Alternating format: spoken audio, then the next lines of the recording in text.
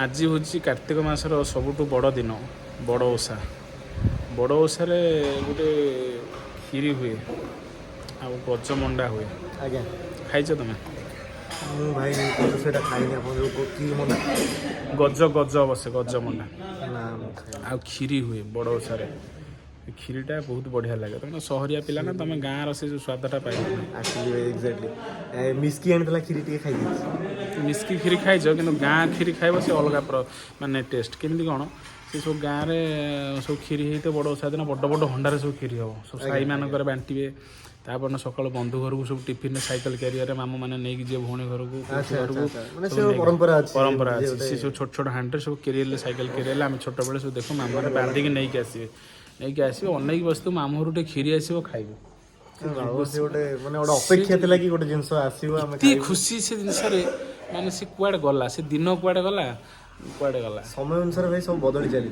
बस किंतु से स्मृति टिके अछि बोली भाई मन पके आपण बे कहले मन पकईली कि आजिकल खीरी कौन आम बर्तमान संध्या बेले आम आज कौन हम आम जानू जे बर्तमान होटेल भितर पशिले सूप टिके याकु टिके ताकु टिके पीले सूप टिके अमेरिकन कॉर्न खाइबो सूप पीब दहीबड़ा खाओ से पांपड़ खाओ मसला पांपड़ खाओ है आउ चिली मंचूरियन आउ पनीर 65 है आउ कढ़ाई चिकेन है मशरूम दो पियाजा या सब खाओ आउ खीरी पूरी ये सब कुआडे उठीगला ये सब देसी खाइबा पर पळेला कुआडे पड़ेला से जो खुशी से जो मजा छोट बेले बड़ ओषा खीरी चली छोट छुआ मैंने सब खेलुवे हाँ दांडे सब बड़ बड़ हंडा पड़ी रोसे हो किछि लोग गुड़ खीरी करते गुड़ पकई कि लोग चीनी रे खीरी होती गज मंडा होती तार जो स्वाद हाँ कहीं से जिनस भाई आपण गोटे कोन कहउतले गोटे जो आइटम टा मते आनी देबे बोली सेटा हो गईठा गईठा गईठा कोन सेटा गईठा पिठा क्षीर गईठा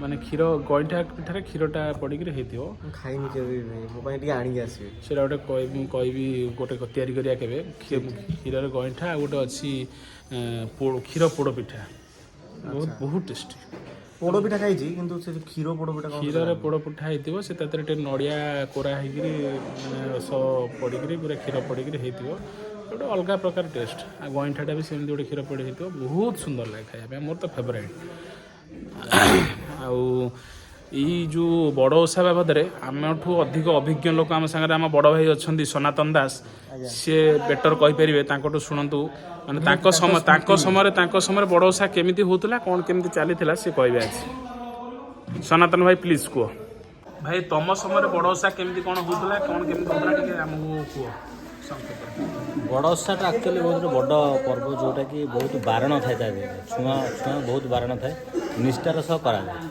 आम मोर एक्सपीरियंस जी बो खुड़ी खुड़ी सब करती से पितल हंडा भितर आम हुए बड़ से जो नड़िया बामक भी हणा जाए ताकू भी गाधे पाधे हणा जाए ताकू हाणा सारा नड़िया जो कराए सब कपड़ा बदलिकी नुआ कपड़ा वस्त्र पिंधिकी नड़िया कराए चूना जो पुटा बर्तमान कड़े हो ढिंकी होता ढिंकी धुआ हे मजा हे तापर फुटा हे से छुआ छुआ भारी बारण थाए ताकू कहीं छुअंतुनि जी कर से तार निष्ठार सह कर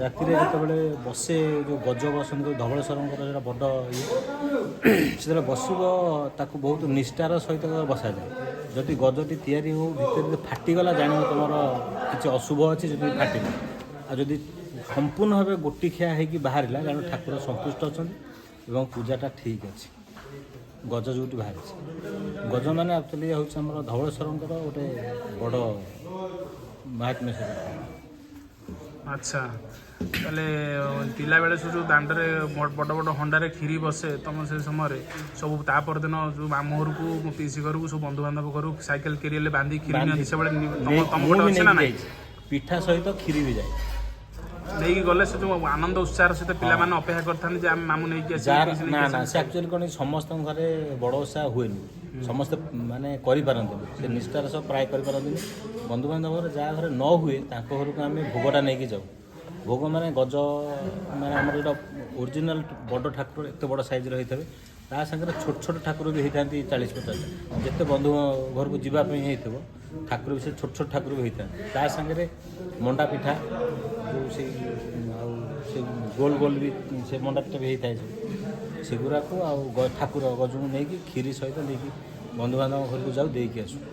ତାହେଲେ ତ ଗାଡ଼ି ନଥିଲା ପ୍ରାୟ ସାଇକେଲ ପିଲି ଯାଉ ସାଇକେଲରେ ଦେଇକି ଆସୁ। ହଁ ସାଇକେଲ ନେଇକି ଯାଆନ୍ତି ବହୁତ ବାଟ ବନ୍ଧୁବାନ୍ଧବ ଘରକୁ, କିନ୍ତୁ ଅନେଇଗଲା ବେଳକୁ ଭଣଜା ଭାଣିଜୀ ପୁତୁରା ଝିଆରୀ ସବୁ ଅନେଇକି ବସିଥିବେ, ଗଜ ଆସିବ ଆଉ କ୍ଷୀରି ଆସିବ, ଆସିଲେ ଆମେ ଆନନ୍ଦର ସହକାରେ ବସିକିରି ସମସ୍ତେ ଖାଇବୁ ସାଙ୍ଗ ହୋଇକିରି। ସେଥିରେ ଗୋଟେ ଆନନ୍ଦ ଉତ୍ସାହରେ ଥାଏ। ବଡ଼ ଓଷା ଗୋଟେ ବଡ଼ ପର୍ବ ଭାବରେ ସେତେବେଳେ ମାନେ ଗୋଟେ ଉତ୍ସାହ ଏକଦମ ଥିଲା ଯେ ଆଉ ଗୋଟେ ମାନେ ବଡ଼ ଜିନିଷଟେ ହେଉଛି। କିନ୍ତୁ ଆଜିକା ଡେଟ୍ରେ ବଡ଼ ଓଷାର ସେ ଚାହିଦା କମିଯାଇଛି ବୋଲି ଆପଣ ଭାବୁଛନ୍ତି କି? 100% କମିଯାଇଛି, ସମସ୍ତଙ୍କ ଘରେ ପ୍ରାୟ କମିଯାଇଛି। କାରଣ ସେତେବେଳେ ବଡ଼ ଓଷା ମାନେ ଆମେ ସ୍କୁଲରୁ ଲୁଚିକିରି ପଳେଇ ଆସୁ ଖରାବେଳେ, କି ସନ୍ଧ୍ୟା ଛୁଟି ଥାଏ ସ୍କୁଲ, ସନ୍ଧ୍ୟା ବେଳକୁ ଆସିକି ସବୁ ଜିନିଷ କାମ କାର୍ଯ୍ୟ ହୁଏ, ପୂଜା ପର୍ବାଣୀ ହୁଏ। ଆଉ ବର୍ତ୍ତମାନ ସେ ଜିନିଷ କାହିଁ ଦେଖୁନି। ଏବେ ଆଉ ଛୁଟି ବି ହେଉନି, କାଁ ଭାଁ ହେଉଛି, ସବୁ କାମ କର୍ମକ୍ଷେତ୍ରରେ ରହିକି ଯେତିକି ଯାହା ପାଉଛନ୍ତି। ସେ ପିଠାର ଗୋଟେ ଅଲଗା ଟେଷ୍ଟ। ସେଇ ସମୟରେ ସେ ପିଠା ଯେତେବେଳେ ତିଆରି ହୁଏ ସେ ଅଲଗା ଯେତେବେଳେ କରନ୍ତି ସେ ଟେଷ୍ଟ ମିଳିବ। ଆଚ୍ଛା, ସେ ପୂଜା ଦିନ ହିଁ ସେ ପିଠାର ଗୋଟେ ଏମିତି ଟେଷ୍ଟ ଥାଏ ଯେଉଁଟାକି ସେଇଟା ବର୍ଷ ସାରା ପାଇଁ ମନେ ରୁହେ। ନା ବଡ଼ ଓଷା ପିଠାଟା ଏମିତି ହେଇଥିଲା ଏବେ କାହିଁ ଲାଗୁନି, ଆଚ୍ଛା। ସେଇଟା ହୁଏନି। ସେଇଟା ଆକ୍ଚୁଆଲି ଓରିଜିନାଲ ମାନେ ପୁରା କଞ୍ଚା ନଡ଼ିଆ ପତ୍ର, ନଡ଼ିଆ ବାହୁଙ୍ଗା ଆଉ ଅଣାଖୁ ଗୋଟେ ଗଛ ଅଛି ଆଖୁ ଭଳିଆ ଦେଖିବାକୁ, କିନ୍ତୁ ଆଖୁ ନୁହେଁ, ତାକୁ ଅଣାଖୁ କୁହାଯାଏ। ସେ ଅଣାଖୁରୁ ପଶିଥିବ ହାରାହାରି 10-12 ଖଣ୍ଡ। ସେ ତାର ସେ ଯେଉଁ କଞ୍ଚା ଇଏର ଯେଉଁ ଟେଷ୍ଟ ଥାଏ, ପତ୍ର ଭିତରେ ସିଝାଏ, ତା ଟେଷ୍ଟ ଆକ୍ଚୁଆଲି ନିଆରା। ଆଉ ବର୍ତ୍ତମାନ ତ ଏଇ ସବୁ ମଣ୍ଡା ପିଠା କ'ଣ ଇଟିଲି ଛାଞ୍ଚରେ କନା ଭିଡ଼ି ସେ ଟେଷ୍ଟ ଡିଜାଷ୍ଟର। ଆଚ୍ଛା, ତମ ବେଳେ ଆଉ ବର୍ତ୍ତମାନ ବଡ଼ ଓଷାର ମହତ୍ତ୍ୱ କେତେ ଦୂର କ'ଣ ଅଛି? ତମ ପିଲାବେଳେ କି ଏବେ କ'ଣ ବଡ଼ ଓଷାର ଉପଲବ୍ଧି କରୁଛ? ଯାହା କହିବ ମାନେ ସ୍ପଷ୍ଟ ପ୍ରାଞ୍ଜଳ ଭାବରେ ବଡ଼ ପାଟିରେ କୁହ। ଜାଣିଛି ବଡ଼ ଓଷାରେ ଉପାସ ରୁହନ୍ତି, ମୁଁ କିନ୍ତୁ କେବେ ରହିନି। ମାନେ ଆମ ବାଲେଶ୍ୱରରେ ପୂଜା ପର୍ବ ହେଲେ ସେମାନେ ଖୁସି ହୁଅନ୍ତି ଯେ ପୂଜା ପର୍ବଟା ଆସୁ, ଆମେ କେମିତି ଖାଇବୁ। ଏ ଯେ ଉପାସ ରହିକି ପୂଜା ପର୍ବ ୟାଙ୍କ ବାଲେଶ୍ୱରରେ ତ ହୁଏନି, ତମ ବାଲେଶ୍ୱରରେ ହୁଏ କି? ବଡ଼ ଓଷା ଆମର ହୁଏ ଯେ ମାନେ ମୁଁ ଯେତିକି ଜାଣିଛି, ଆମେ ତ ବହୁତ ରୁଲ୍ସ ଆଣ୍ଡ ରେଗୁଲେସନ୍ସ ଜାଣିନୁ ପୂଜା ପଟାଳ ବିଷୟରେ, କିନ୍ତୁ ବାଲେଶ୍ୱରଟା ଯେହେତୁ ୱେଷ୍ଟ ବେଙ୍ଗଲ ଟଚ୍ରେ ଟିକେ ଆସେ, ତେଣୁ କରିକି ସେଠି ଆମର ଯେଉଁ ପୂଜା ପର୍ବଟା ହେଲା ମାନେ ଦୁର୍ଗା ପୂଜା, ହଁ ଏତେ କିଛି ନୀତି ନିୟମ ଏପଟେ କଟକ ଏପଟକୁ, ଯାଜପୁରରୁ ଏପଟେ ଭଦ୍ରକରୁ ଏପଟକୁ ଯେତେ ନୀତି ପର୍ବପର୍ବାଣି ଯେମିତି ହୁଏ, ବାଲେଶ୍ୱରରେ ସେତେଟା ମାନ ନାହିଁ। ମାନେ ଯେମିତିକି କୁମାର ପୂର୍ଣ୍ଣିମାରେ ଏପଟେ ଉପାସ ବ୍ରତ କରନ୍ତି, ମାନେ ତମେ କହିବା କଥା ବାଲେଶ୍ୱରଟା ମାନେ ବେଙ୍ଗଲୀ ଜନ୍ମରେ ଯାଉଛି ସେଥିପାଇଁ କି ଜାଣନ୍ତୁ ନାହିଁ।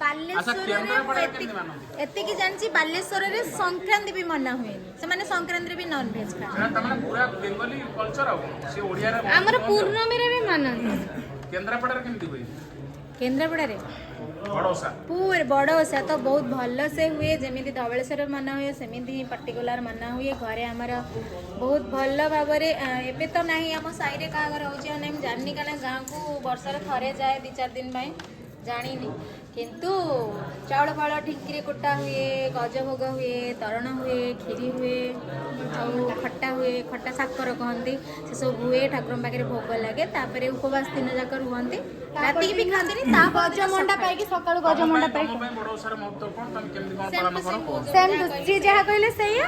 ରାତି ସକାଳଠୁ ହେଇକି ପୁରା ରାତି ସାରା ଉପାସ ରୁହନ୍ତି, ପାଣି ପିଅନ୍ତିନି, ପୁରା କାଷ୍ଟା କରନ୍ତି।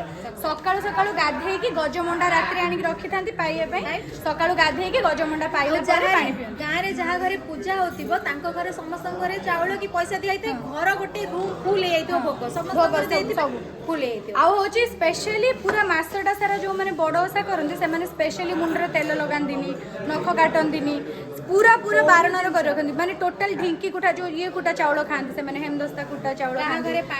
କାହା ଘରେ ପାଣି ପିଅନ୍ତିନି, ତେଲ ଲଗେଇବେନି, ସାବୁନ ଲଗାନ୍ତିନି, ଅଲଣା ଖାଇବା ଖାଆନ୍ତି, ହବିଷ ଡାଲମା ହଳଦୀ ପଡେନି, ଖାଆନ୍ତି ହବିଷ ଡାଲମା, ବହୁତ ଜିନିଷ। ପଞ୍ଚୁକରେ ତ ଖାଲି ଗୋଟେ ଟାଇମ୍ ଅରୁଆ ଖାଆନ୍ତି ବୋଧେ, ପୋଡ଼ାପୋଡ଼ି ଖାଆନ୍ତିନି। ପୂର୍ବ ଦିନ ବଡ଼ ଓଷା ପୂର୍ବ ଦିନ ଏକବାର କରନ୍ତି, କାଲି ଏକବାର ଥିଲା, ଆଜି ବଡ଼ ଓଷା। ଯାହା ହଉ ଆଜିକା ଡେଟ୍ର ନାୟିକା ମାନେ ବଡ଼ ଓଷାର ମହତ୍ତ୍ୱ ୟାଙ୍କ ବିଷୟରେ ଏତେ ଜଣା ଅଛି, ସେଥିପାଇଁ ଅଶେଷ ଧନ୍ୟବାଦ। ଇଏ ନାୟିକା ନୁହଁ, ଇଏ ଅଣନାୟିକା।